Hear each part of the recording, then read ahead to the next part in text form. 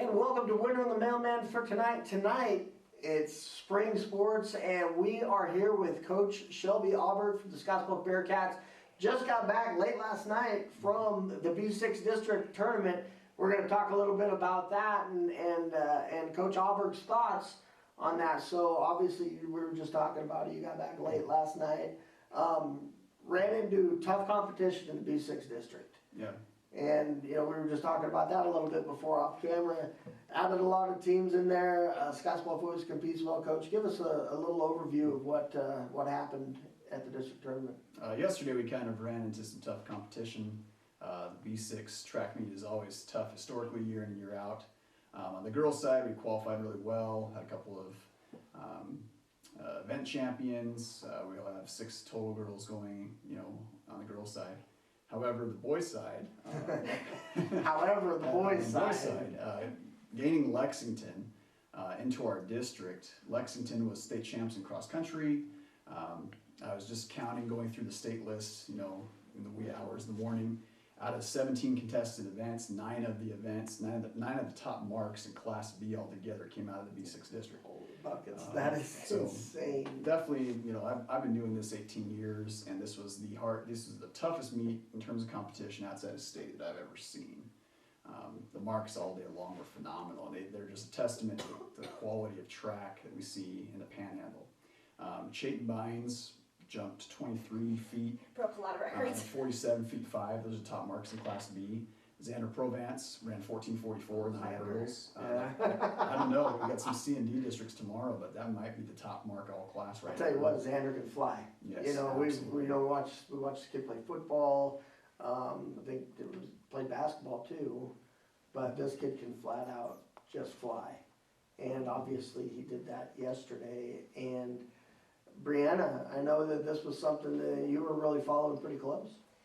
Well, I was also following because of whatever happened with the gearing 4x8, because there was a lot that happened there. But in regards to Scottsbluff, obviously you knew that a few had qualified yesterday. But did you have an idea of who was going to qualify that didn't go in the top 3? We were kind of the victim of wild cards all day long. We had a boy that failed to make it in the 3200. I think a Garen kid actually eked him out for the last wild card spot. In the 4x1, that's a kind of a heartbreaker for us, because Shatter ends up clipping us. We finished 5th in our district. 2 wild cards come out. We missed making the 4x1 by 400ths of a second. Oh my goodness! So that crew kid is pretty disappointed. Same thing, the 4x8. We're the first wild card out in that. Missed making that by a little over 0.8 of a second. So altogether, we benefited from the great competition. We had some good marks, season bests. But man, I tell you what, it was a killer meet all day. You mentioned the gearing 4x8. What happened there was in the first turn, I think it was the third or fourth runner. I wasn't over there on that side of the track, but when the meet officials saw them running inside the line, so you can't take more than 3 consecutive steps, on the line, and the kid was definitely inside the line, so that was the reason for that. We always hear the term, a game of inches. Obviously, it's a game of tenths of a second, and being a math teacher, that's got to drive you absolutely bonkers. It does. You think about all the things that can go wrong. What is 400ths in a 4x1? A little extra effort out of each kid. What is 0.8 of a second in a 4x8? Yeah. Maybe a cleaner exchange, maybe a little harder on any part of the race. But we talked to the kids about it this morning, notified them, who made it and who didn't. That's always a hard conversation for kids. But especially when you don't hear it right away. Yeah, that's the nature of sport. You said 9 inches. Yeah, absolutely. We talk to the kids about, okay, a year from now, what are you going to do in the next 8-10 months to set yourself up for success? How are you going to be ready when the next bell is rung? Are you going to be ready to answer the call? Are you going to get in the weight room? Are you going to go out for other sports? We want to encourage our kids to be multi-sport guys. We want our guys out for football, cross country in the fall. We want them out for winter sport, and if they're not in winter sport, we want them with us. So, some of those hard conversations are good, because that's why we do this. We want the kids to not only be great competitors, but to understand that you can't take a day off. You can't, that 100th of a second or whatever, that could have very well been made up if you put forth a little more effort. So, we're pleased with how the day went. It wasn't all doom and gloom. There was a lot of good marks we put up. We're very excited about our boys 4x4 was able to get it done against City last night. It was a very exciting race. So on the boys side, we're taking 9 kids. We're also very excited about our unified track guys. Yeah. So we have Peter Dunmeyer and Hayden Heine, all class right now. They're sitting second in the long jump, and they're sitting fifth in the 100 meters. So, we've been doing unified sports and Special Olympics for a very long time, Sure. but we're very excited. Hayden and Peter went down to state last year. They've already got that trip out of their system. They're ready to compete. I'm glad I'm going to let you talk, but I'm glad you talked about the Special Olympics, getting the unified kids, because that actually means a lot to me. I mean, not that I have any family or anything like that, but I always had a soft spot for those guys. So I love to see those guys compete. And I know we've got a strong one around here, so that's really good. So there were a lot of PRs and record-breaking jumps, like Chayton. Yeah, he broke the B6 district record. And like Coach Aaberg was talking about, this B6 district, I mean, not only in other sports, but I mean, all around, if you ask me, the Class B itself is probably the strongest class in the state.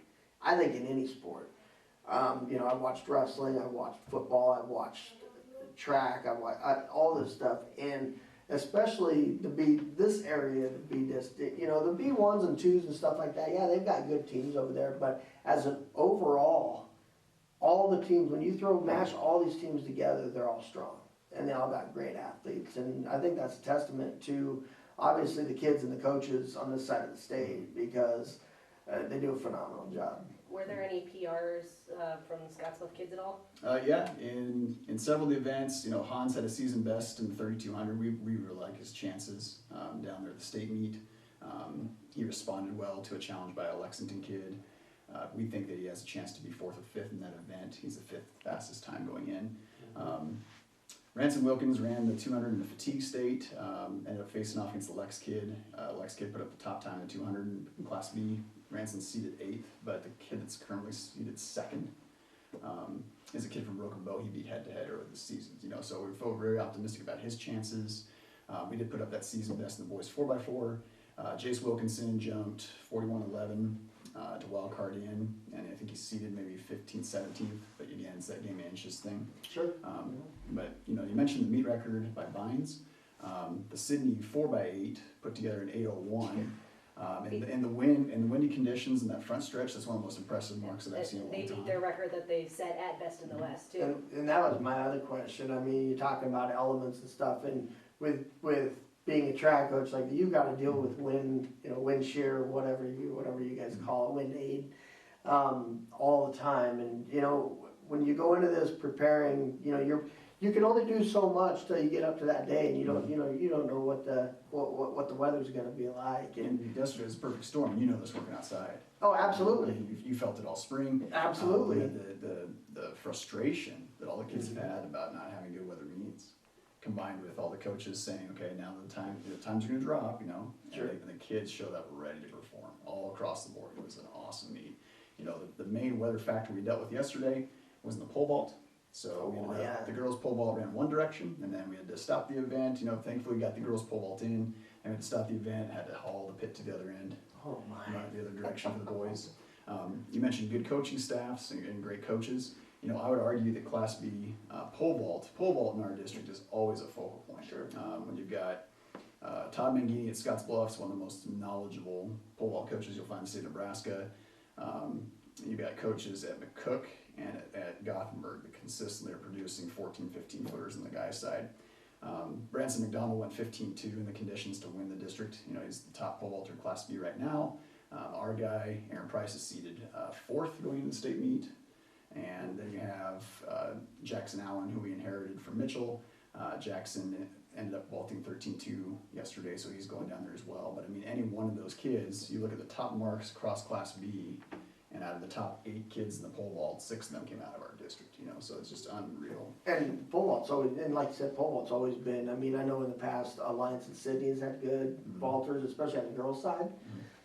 Mitchell, Mitchell's always put some vaulters out there, so, it's great competition for these kids. But going back to the wind and stuff like that, making changes on the fly and coaching on the fly is one thing, but I mean, you literally have to do it that day. Okay, well, here we go.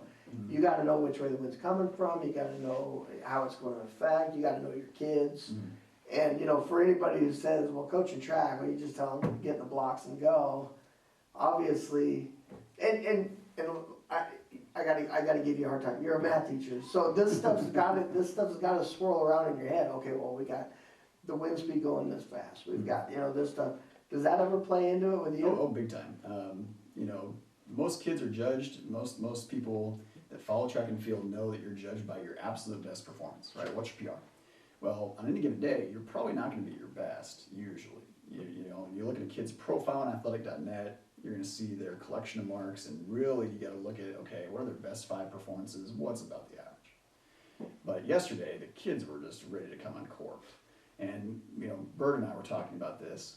If we were to go back and look historically at wild cards, the craziest wild card from yesterday was in the boys triple jump, because the second McCook jumper gets 4th overall, does an auto in, jumps 45 feet. And we're like, that has to be like a state record for the biggest wild cards ever been put out there. But you know, like in the jumps, it helped us. In the long triple, well, you know, we had a tailwind. Pole vault, the wind was kind of weird. You know, it flipped and then there was a crosswind. Definitely helped in the sprints on running the tournament. Yeah, you're right. When we go down to state, the conversations we're having about weather factors like the humidity in Omaha. Humidity, I was gonna say humidity. The wind is always blowing the front stretch at Burke. When I coached at Westside, we used to practice at Burke while they were fixing our stadiums. That's kind of weird. It's gotta help the Scottsbluff kids with having you there, yeah. It helps a little bit. And then combine that with, you know, our field, and most of the stadiums around here are narrow. You can't play soccer on them. Mm-hmm. And that makes our straightaways a bit longer, whereas some of your field turf places like Omaha Burke have longer turns. So there's some strategy there, and okay, you got a longer turn to negotiate versus a straightaway. You know, the strategy for your race distribution, how much effort you put forth where, that changes a little bit too. You know, so there's definitely some, it's not just run fast, turn left. You know, there's definitely some strategy involved, and you know, especially the mental aspect of the kids. He's not one of the smartest friends I've got for no reason. Coach Aaberg is one of the smartest people I know, and that's not even a joke. Brianna, I mean, we're looking forward now. State tournament. Yeah, state tournament's next week. So, I mean, for those that haven't been to a state tournament that are going, is this just all about the experience for them? For some kids it is, especially their first time. I really don't like the change the NSA has made going away from the old format where you had all classifications in one place one day. That meet, when you had all the classes together on Saturday, was the 3rd best attended track meet in the United States at the high school level. That'd be incredible. You know, yeah, I mean, just a swarm of people, the stands all full. The format this year is new, so this is the first time that NSA is trying this schedule where classes A and B will be down there Wednesday, Thursday, and then classes C and D will go down there Friday and Saturday. So for us, that's hard. You know, it's hard because it's 3 days out of school. Yeah. Thankfully, our seniors' last day of school is this coming Friday, so at least they have the grades and stuff out of the way. But we leave Tuesday morning at 7 a.m. and we won't get back until probably 3 in the morning on Friday morning. You know, so there's definitely a lot of mental coaching that goes into how do you handle that trip. You know, the overnights, travel's kind of a part of our DNA and who we are. But ultimately, most kids don't handle that part very well the first time. You know, so for a lot of them, if this is their first qualification, we're trying to get down there and get experience. You know, for some of our kids that are more experienced, like Ranson, this is definitely something we've been pointing to for a long time. You know, this is the reason why you do all the off-season work. This is the reason why you get the weight room. This is the reason why we do all these workouts for 12 weeks is for a purpose. So we're very excited. Well, everybody, these kids have worked their tails off, and you know, we're proud of these Scottsbluff kids for what they have done all season long. Hopefully, you've gotten everything out of the Star Herald newspaper for these guys. Brandon, do you have anything else for Coach Aaberg? What are the expectations going into state, especially for those that are going not for their first time, but maybe their 3rd time, if there are any of them? Yeah, we have some kids that definitely have very high expectations. Paige Horn tied the school record in the short hurdles. She went 14.94. That record is, 3-way tie. I was giving her a hard time. Like, couldn't she knock another 100? You know how hard it is to get 3 names on a record board. Yeah, bigger feet. Yeah. She didn't have as good a 300 hurdles race. Her time is, her time's a little deceptive. But in our classification, Kaylin Goebbels from Arlington is the defending Gatorade Athlete of the Year on the girls' side. Wonderful. She's a Gordon. She's a head coach's daughter. She's a senior this year. She's an Iowa State commit. And she ran 14.8 something and like 45.2. Our score is 45.54. So we know Paige has a great chance. She's had a great season. She's healthy at the right time. Definitely ready to rock and roll, but she's up against a really strong athlete there. The girl also jumped 5'10" last year, which is pretty good. For a girl? Yes. Oh my goodness, So, that is amazing. yeah, but Paige's got to work it out for her. Peyton Berg is seeded third going into the 800 meters. She has a really good chance to do well in that. And obviously the 4x4 for both our boys and girls is a focal point. However, and on the boys' side, Waverly is ridiculous. Waverly ran. I coached the all-class 4x4 in 08 at Scottsbluff. We ran 3:22.46. Waverly ran 3:22.51 at districts yesterday. Oh. And they've got a freshman that leads that relay offs. I mean, they've got it going on. They've got some tough kids, and we're eager to get down there and kind of get on the same track and see what happens that day. Sounds good. I mean, that's all I've got for Coach Aaberg. I know that he's tired. He got in late last night, but support these kids. Make sure if see Coach Aaberg or any of these kids around town, let them know, hey, good luck, and we'll be rooting for you. We'll be watching. And too bad there's not a radio guy that does like track and field, right? I mean, how cool would that be? The strongest radio guy in the state we actually saw at B6 yesterday. His name is Rich Barnett. I know Rich. Rich is well. fantastic. Yeah. He called me. We did a 10-minute interview before the district meet. He does his homework. He's probably one of the most knowledgeable guys you'll find. Rich Barnett out of McCook, great guy. I know Rich pretty well. But Brianna, anything else for tonight? We appreciate everybody joining us for Winter in the Mailman tonight. And well, nope, that's all I've got. Thank you so much for joining us.